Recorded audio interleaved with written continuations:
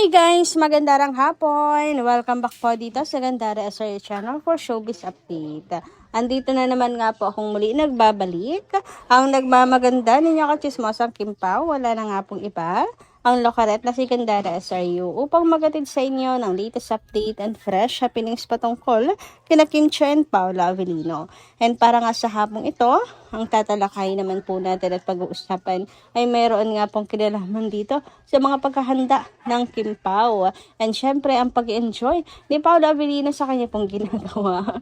Anyway, bago tayo mag-start sa mga hindi pa nakaka-subscribe sa ating channel, maaari lamang napindutin po ninyo ang subscribe button natin at notification bell na nariyan po sa baba upang kayo ay maging updated at ma-notify tuwing may bago po tayong chika at balita hinggil sa Kim Pao.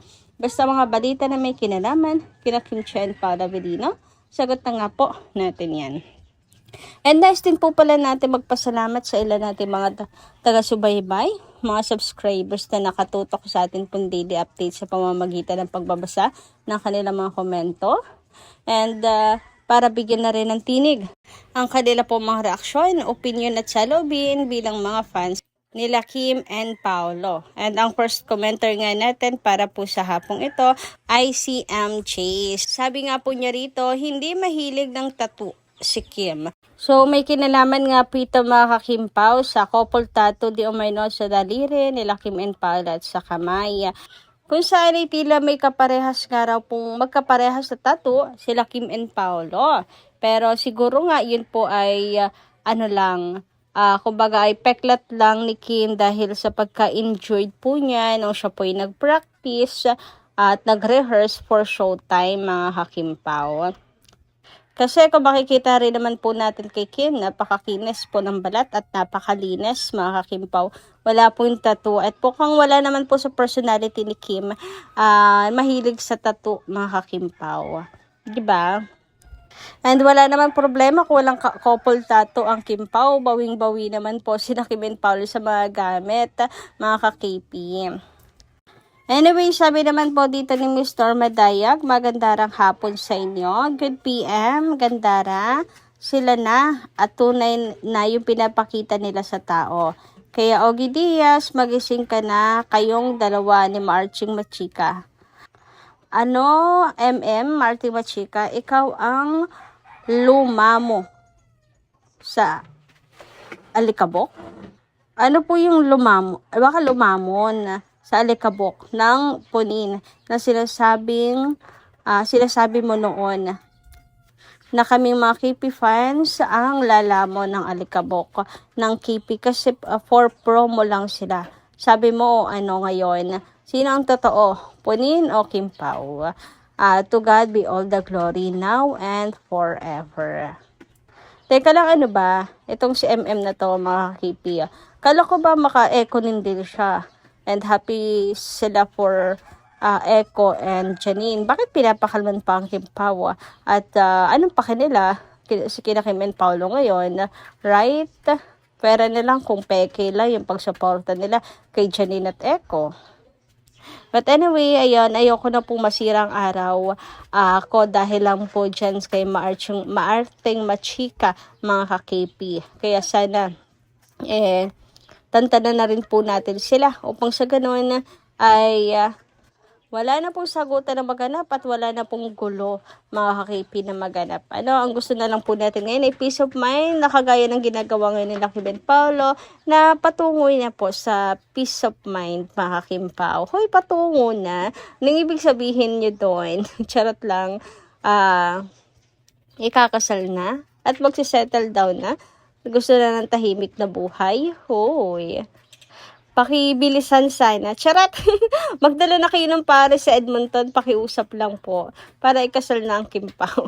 Charot lang. Anyway, ko naman po tayo dito ngayon sa comment po ni Ma'am Estrella. Shoutout po sa inyo at magandarang hapon. Good afternoon. Ask ko lang kung alam mo yung kanta na compose ni Pao para kay Kim. Curious lang ako kasi maganda daw. Nadidig mo na ba or may alam ka? Please update me and us. Thank you and God bless. Hindi po madami or baka hindi pa tapos si Paula Avellino mga kakimpaw. Baka hindi pa niya tapos kaya hindi pa pinapadinig sa atin. Pero sa true, mayroon pong kinumpose si Paolo para kay Kim. Hoy, in lababo talaga ang peg. Iba, nabihag talaga ni Chinita Princess. Nabihag ng ganda niya. Talaga ang puso ng isang napaka-nonchalant at pihikan na si Paolo Avellino.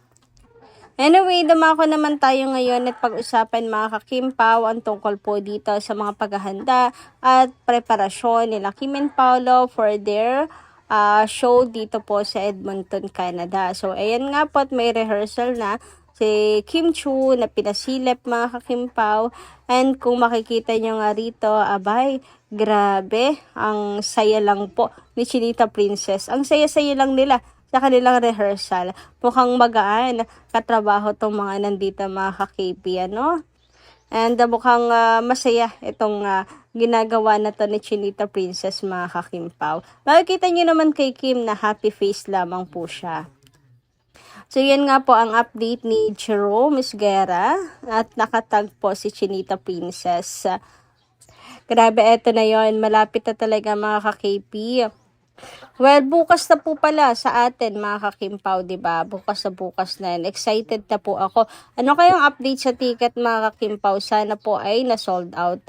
Anyway, dumako naman nga tayo din sa makaganapan ni Paolo Avellino sa last show nga po nila sa Anaheim, mga kakimpaw. Grabe, oh. Ang cute dito ni Paolo Avellino, mga ka-KP. Sabi nga po dito, ayan, you can totally see it here in the picture. She's so cute.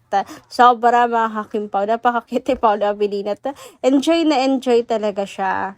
Sabi nga po dito, haha, acting na acting at game na game. Kung di masaya ang show at mga fans, 3 hours ata yun, baka aantukin na siya, haha. Ang saya nila, lahat hanggang dulo ng show at may biglang hawak ko ang beat. Ayan, yung ayaw mo magpa-fan service pero naganahan more, what the ha ha ha ha. So, ayan nga mga kakimpaw. Si Paolo Avellino, kilala naman po natin yan. Mabilis po yung mabored. Mabilis po yung maboryo mga kakimpaw. At saka, hindi siya talaga mahilig sa mga ganyan, mga fan service, mga ganyang show. Na mga interviews nga antok na antok si Paolo Avellino. Pero, totoo ngayon sabi ni Sir EJ, na si Paolo ang laki ng pinagbago talaga. Dati, ultimo pagpo-promo, ayaw niyang pumunta. Guesting, ayaw niya rin mga kakimpaw. Ang gusto niya lang umarte talaga mga kakipi. Pero wag ka, tingnan niyo naman si Paolo. Enjoy na enjoy mag-fan service. Ang cute nga and siya pa yung naghahanap ng mga promo, ng mga interviews, mga fan service, at tulad nitong show na to. Sabi nga ni Paolo, sana more pa daw. Huy, grabe naman nga yun. So, sa kanya lang po nanggagaling. Ibig sabihin, enjoy na enjoy siya. And 3 hours din nga po yan, mahaba-haba din yung show na yan. Pero, kita niya naman kay Pao ni hindi po siya nawala ng gana. Enjoy na enjoy at game na game pa rin po si Paolo Avellino. Uy, ayaw niyang mapapasaya mga kakimpaw kaya bigay na bigay, acting na acting. Pero syempre, hindi naman yan makakahindi kay Kimi, di ba? Yung mas prefer po niya na kiss na lang yung parusa mga kakimpaw. Pero wala naisahan pa rin po siya ni Chinita Princess. Sangkit nga dito ni Paolo, gusto niyang takpahin. Pero wala na-play na yan ni Kimi. Handa talaga si Chinita Princess mga kakimpaw. Huwag ka mag-alala Paolo, matagal na namin napanood yan. Pero ang cute lang. And ano talaga si Kim Chu no? Kahit anong gawin ni Kim, okay lang din po kay Paolo. Anyway, dumako naman nga tayo dito sa mensahe ni Honey para pang birthday message po niya kay Chinita Princess mga kakimpaw. So, eto nga po ang post niya. 4/29, birthday ni Kimi. You survived things you thought would destroy you. And somehow, that's how you change. Life doesn't break you in one moment. It slowly teaches you how to live with the cracks. The hardest part of growing up is realizing some people can't come with you. Some versions, ay sayang, putol to mga kakimpaw. Di ko napansin, di ko na show more. Napakaganda pa man din po ng mensahe na to kay Chinita Princess mga ka-KP. Anyway, ayan, belated happy birthday ulit Chinita Princess. At maraming nagmamahal sa'yo. Lagi mong tatandaan yan na maraming nagmamahal sa'yo. Nandito lang ang mga Kimpaw Finds para supportahan ka. And ang dami mo nang pinagdaanan sa buhay. Kaya naman, deserve mo talaga ang ultimate happiness na hinahangad ng iyong puso. So, sana panghabang buhay na ultimate happiness ang iyong maranasan. Kasi sobrang dami ng iyong mga pinagdaanan, pagod at sakripisyo. It's time naman para sa iyong sarili. So, ayun, wish namin ang lahat ng best para sa iyo and more blessings to come. So, yun lang muna ang ating update. Maraming salamat po sa inyong pakikinig. Kita kasi po tayo muli sa mga susunod natin, chika. Maraming salamat at ingat po kayo palagi.